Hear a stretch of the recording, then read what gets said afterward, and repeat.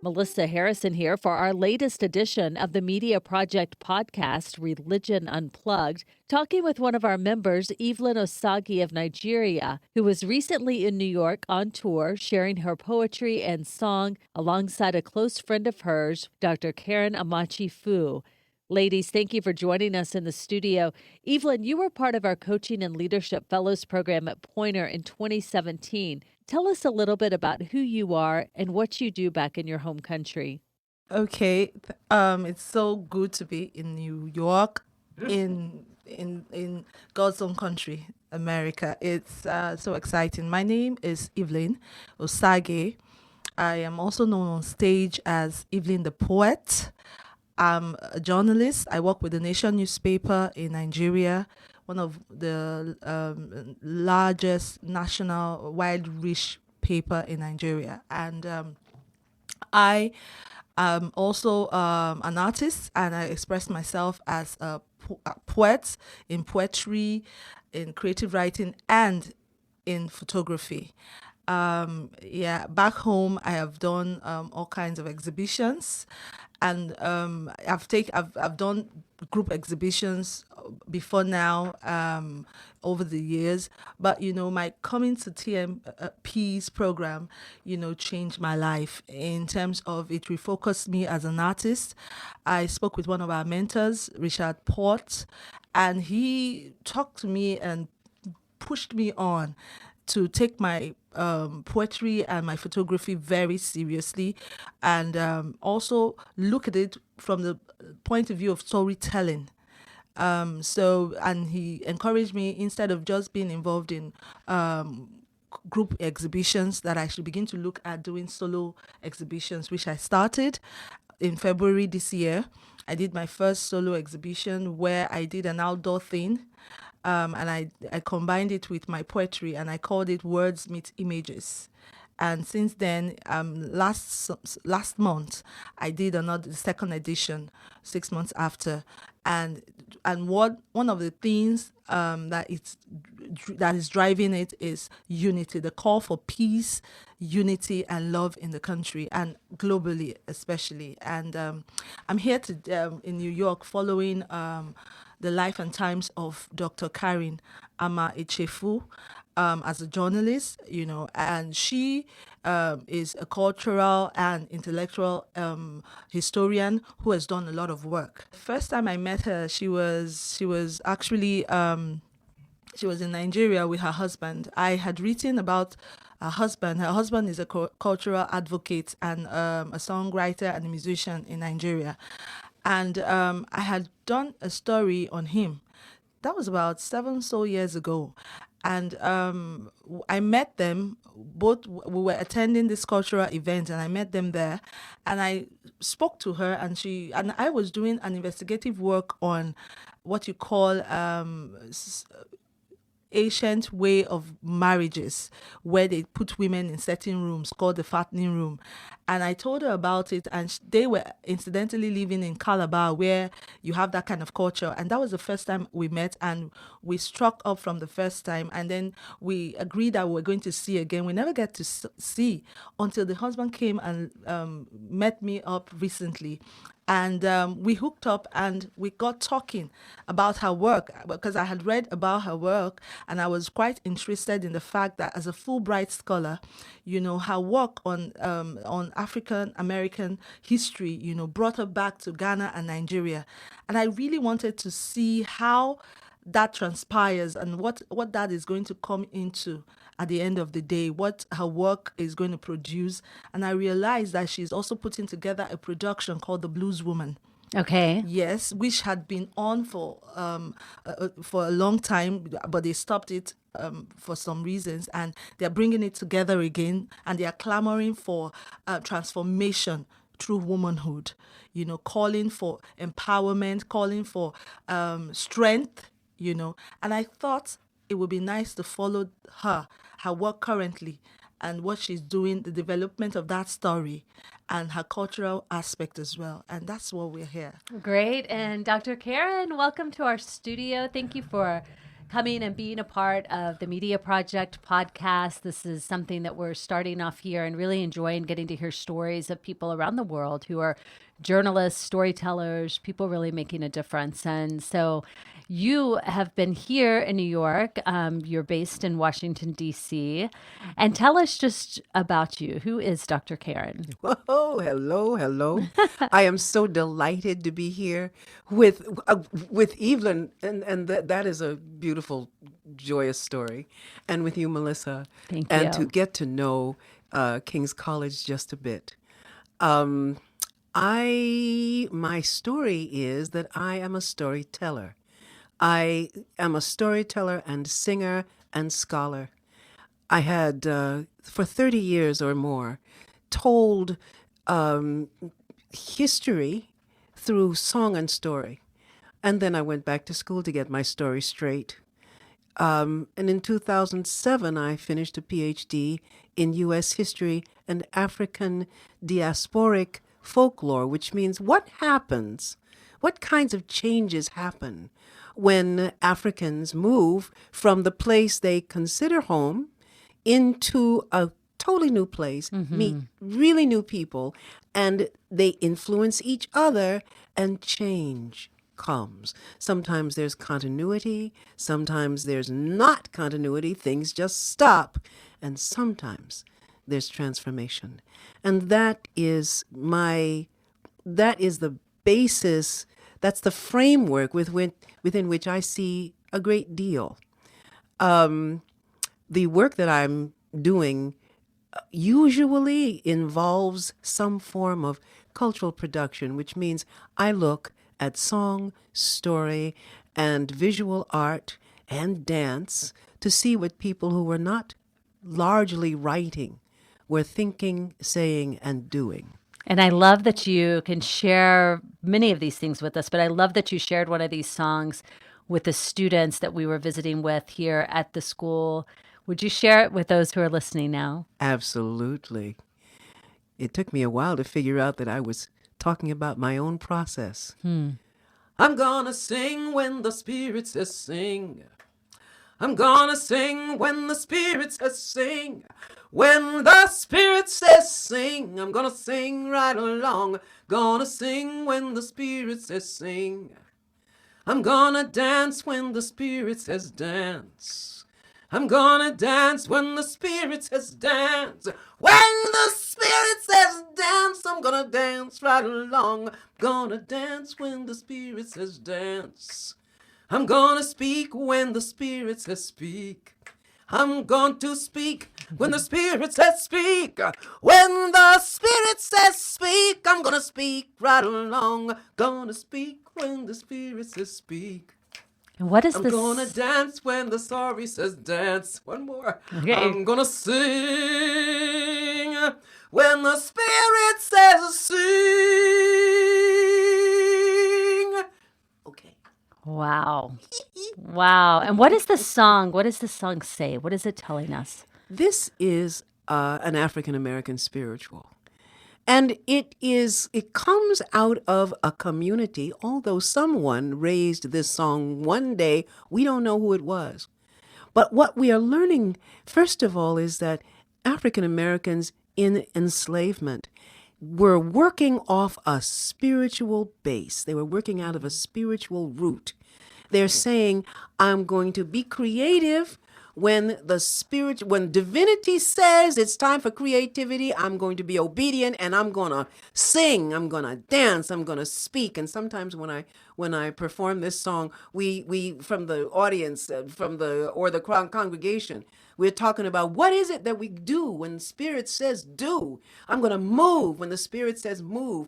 I'm going to discover when the Spirit says discover. I'm going to discover when the Spirit reveals. I'm going to eat when the Spirit says eat. I'm going to cook when the Spirit says cook. I'm going to read when the Spirit says read. It's all good. Yes. Yeah. Yes. And you hear those words. And like you're saying, as a journalist, as a storyteller, you hear and can feel that story as you hear that song. You know? I am so honored that Evelyn Osage, a internationally renowned journalist and artists such as myself would come this far to spend time with me, and that we would go through what happens from day to day when the Spirit says, because really that's what we've been discovering. And I know that the Spirit has sent things on my head and on my heart that need to be addressed. And she mentioned the Blues Woman Project, which is full of stories of women who, one, write, sing, or play the blues, or two, they stand solid, talk straight, live with their whole heart. Their love is deep and real. But Lord, don't let them get mad at you. And I love the partnership and just the way the Lord has brought you guys together for such a time as this. It feels very much like that, right? Just so meant to be. Absolutely, it does. Yeah, it does. We're seeing it every day. And we're discovering a lot about one another, and one of the discovery is the fact that we are both poets, storytellers, and singers. And we're beginning to see that a lot of her work as a poet or as a songwriter or as a singer, I also have poems to relate with that, and the more we get to know one another, the more we get to see that there are so many things that connects us beyond this story that I'm trying to pursue in the art that we profess, to be expressing. So it's quite interesting. It's really quite interesting.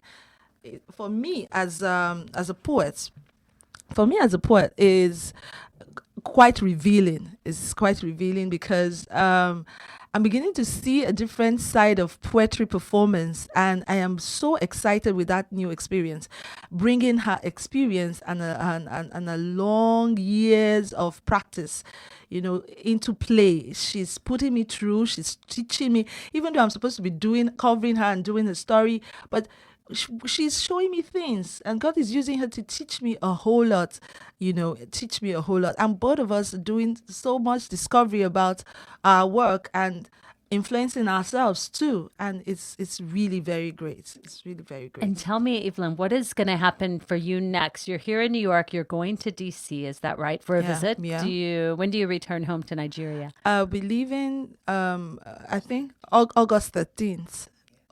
That's when I'll be going back. You're going back then. Yeah. Dr. Karen, are you going then, or you're staying in She's DC staying. at that time? Oh, I'm here. I'm here for a while. Okay. And looking for wonderful opportunities to express that divine creativity. I came back to the United States a bit like someone running into a burning building. I came with stories.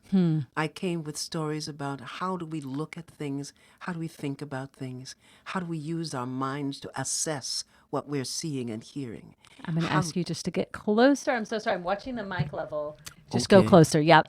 Okay. We want it up. Okay, go ahead. I'm sorry. We can edit. Right. We'll edit all of it. Okay, we are here to learn through story, through song, through dance, things that the builder, the stones that the builder sometimes rejects.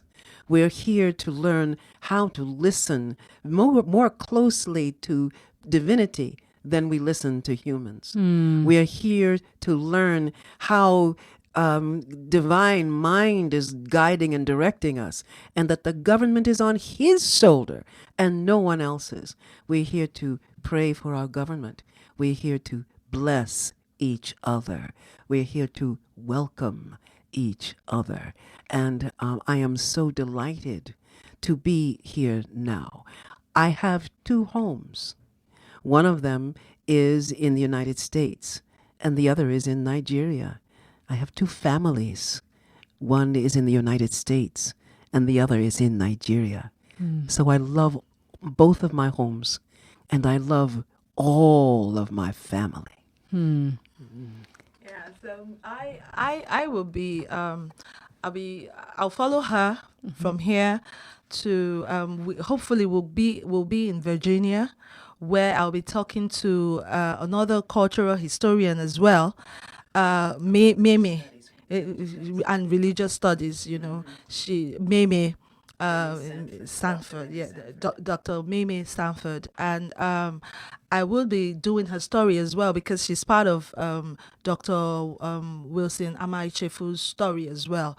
And from there, I'll follow Dr. Karen to her home in Washington and see what we'll get there as the journey progresses, and hopefully this whole story will become a written documentary of the life of one of U.S. greatest cultural and intellectual historian that has ever lived. And hopefully on the side, we'll be performing together. We hope to perform in New York soon. As we go, we intend to use the park, do open performances like I did in Nigeria. That would be really interesting. I love it. Yes. We'll be doing all kinds of poetry together, and then we'll be speaking to the leaves and to the open air, because the environment listens and communicates as well. And then we will carry our band of performance, hopefully to Virginia and then to Washington, and then hopefully maybe that will open new opportunities for my poetry and my photography here in the US. I'm hoping that it would do so, and I'm also hoping that my work will also help, to put more light on people like Dr. Karen, whose work it's going to change the course of history. It's quite interesting. I'm so excited to be part of this project, and to be also here at King's College. The media project is a family, and that I can't run away from, and I must stay very close to, and that is very dear to my heart. The support I get from you guys is so tremendous. I get monitored by you to say, "Oh, Evelyn, you're doing well. See what you're doing. Keep it this way, do that way." The other day we were talking about me going to broadcasting, and you were giving your own advice. We talked about it. It was so impressive. I'm touched by the love I get from you guys. Thank you so much. Thank you. Yes, no, it's great. Tell us just about a little bit of picture of what things are like right now in Nigeria for journalists, for people who just want to know kind of how is it in your home country right now, and what are some challenges that journalists face today? I think it's almost the same thing with what journalists face all over the world. There's freedom of expression in Nigeria. We are free to express ourselves.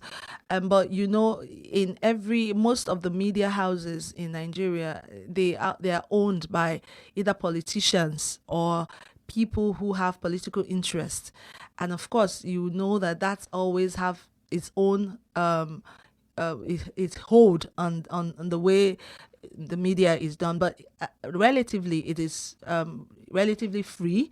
Journalists are free to express themselves, and but the challenge of the new media is staring us in the face, and the challenge for journalists is to reinvent themselves to fit into the future, where the future is going, and that challenge is more for us because of technology.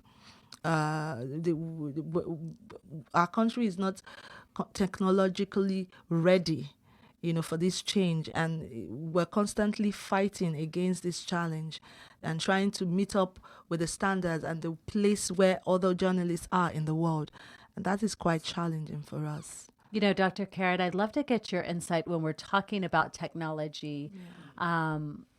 When you're talking about songs that you find, the correspondence written between people, when you're doing discoveries and investigation of your own right now, looking at a photograph and wanting to trace back what is the origin of this photo and what does it say, I can't help but think about and fear what's being lost because of technology, because a lot of our correspondence is via email. A lot of photos are taken in phones with passwords. What risk do you think technology plays, and how our stories of our generation are going to be told in the future? Do you think am I just being a little paranoid, or is this an issue? No, I don't think you're being paranoid. I think that we are facing quite a challenge. But just as any challenge, I understand that Plato said, never trust a man who writes. Trusting things to writing was something that they didn't trust. It needed to be oral, because oral, those who kept the oral tradition were sworn to a certain kind of um, um, honesty, were sworn to a certain kind of integrity. So here we are. We're now all about writing. And the books that we have, so many of them are just being discarded. The things that people knew, there were things that I remember 40 years ago I could find in the New York Public Library that I can't find now. Really? They've been done Interesting. away with. However, what you're saying about technology and correspondence, we stopped writing a lot, I think, at a certain point. I would say about 20 years ago, I wasn't seeing people write as much to each other. But now I find myself writing emails. And when I'm writing to someone that I really care about, I pour something out Yeah. in that email. Yes, I agree. Now, we are facing the situation, this business with what is Facebook keeping, what is I've got things in the cloud. I've got Google whatever. I've got my own whatever, my drive, Google Drive. I've got the Mac cloud. Now, it's possible that those are our archives now, our day-to-day archives. Interesting. We put our photos in the cloud.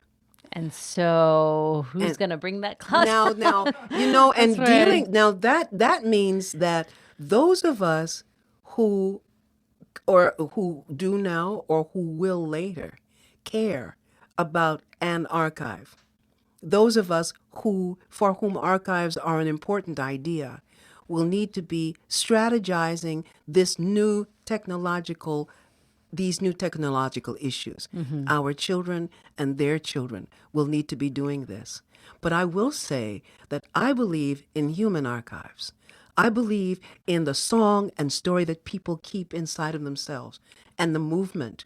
Those things have taught me something. So we ourselves are archives, the archives that we don't really even realize.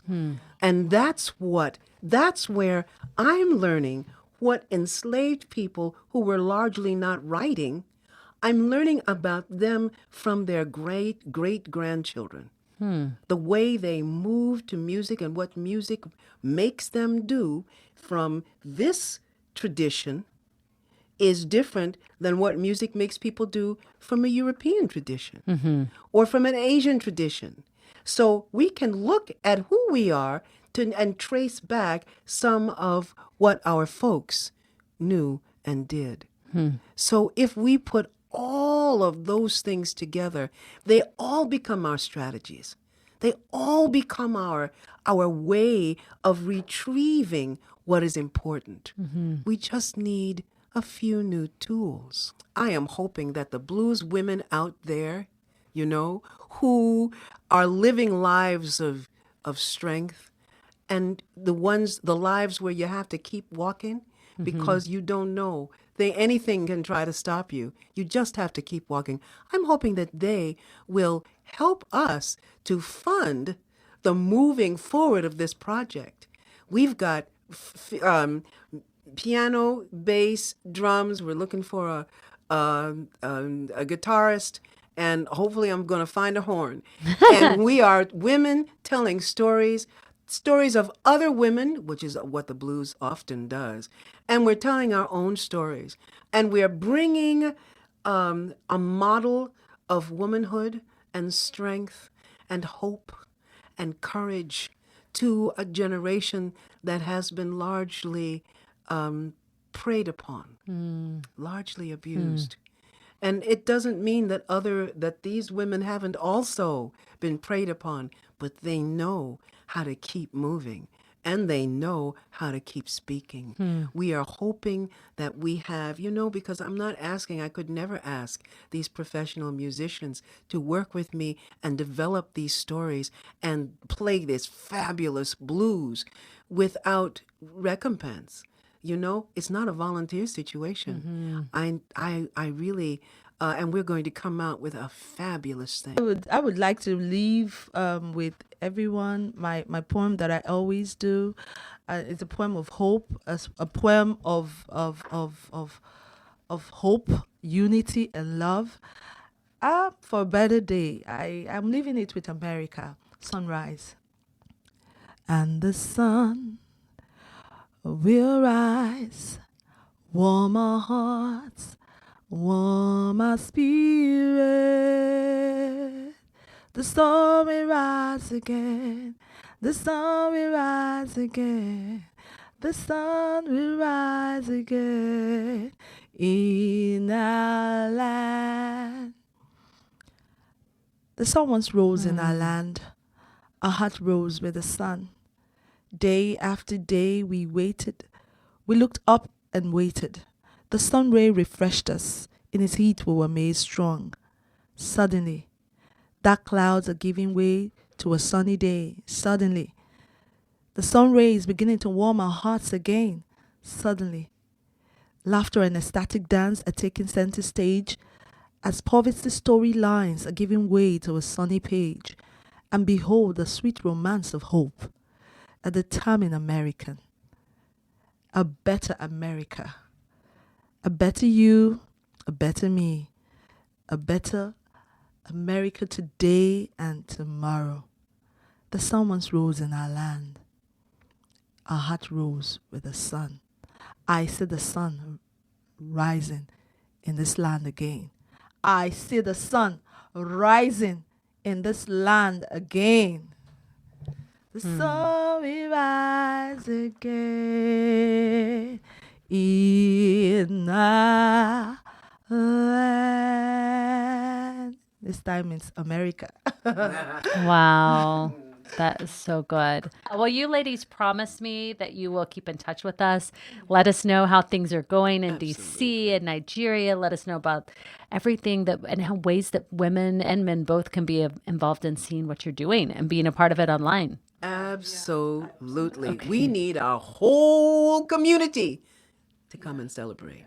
You can always follow me. You can always follow me on Instagram. Okay, go close to the mic and say it again. Yeah, you can always follow me on Instagram, Evelyn Osage Art, and on Twitter, the same name, and then on Facebook, Evelyn the Poet. I also have my journalism. I use my Twitter handle, Speak to Evelyn, on Twitter. So yes, you would see a lot of what we'll be doing, the journeys, the pictures, and all will be up there. And then in my paper as well, as it's being published, I'll be putting it up on the social media. And then, the conversations just continues. Thank you. It's just getting started. Well, thank you for being with us today in the TMP studio. It's great to have you. Having us. Thank you, ladies.